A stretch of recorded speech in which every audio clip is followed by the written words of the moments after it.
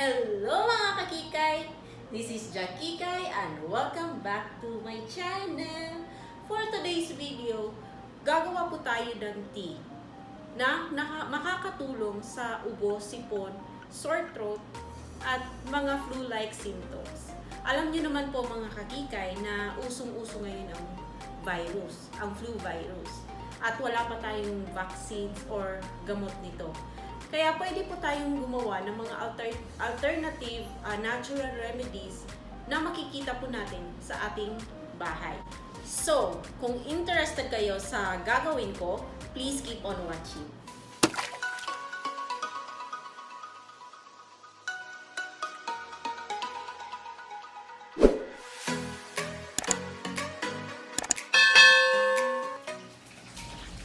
At ang mga sangkap na kakailanganin natin ay lemon.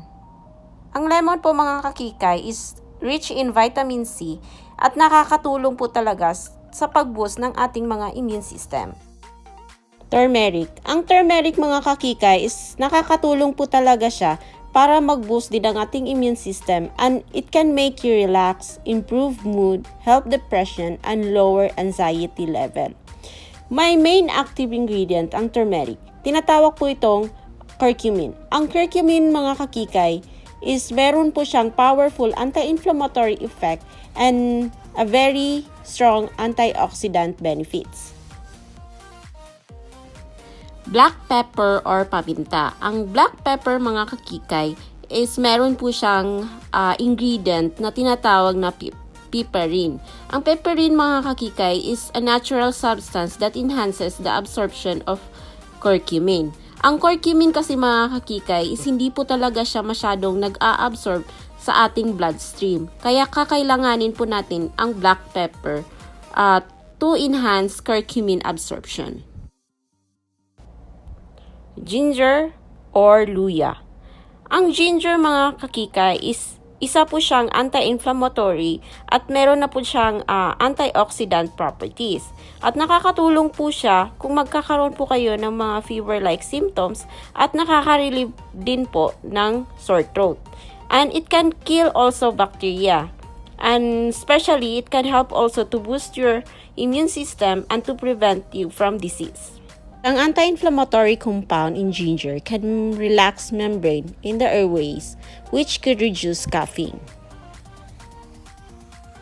Star anise. Ang star anise mga kakikay is may antiviral property siya at effective po to sa paggamot sa mga some flu viruses at nakaka-prevent din ng flu.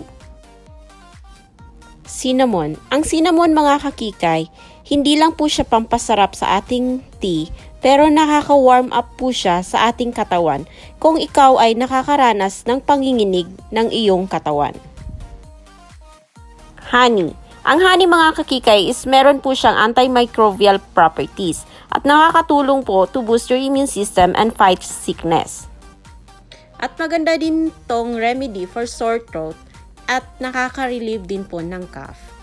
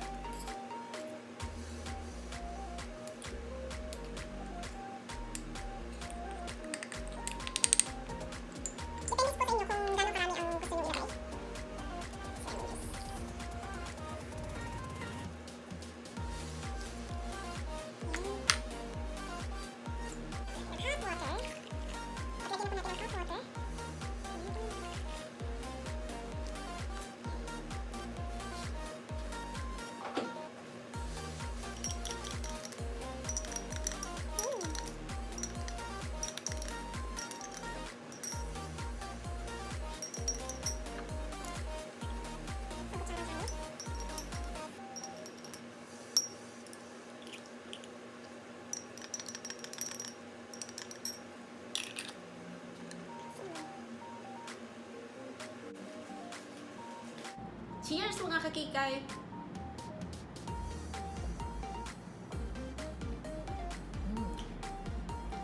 Ang sarap po niya mga kakikay. Nakakasuot po talaga siya ng lalamunan. Try nyo. So that's all for today mga kakikay. Thank you for watching. See you on my next vlog. Please don't forget to hit like, share, and subscribe. And hit the notification bell para updated po kayo sa mga coming videos ko. See you!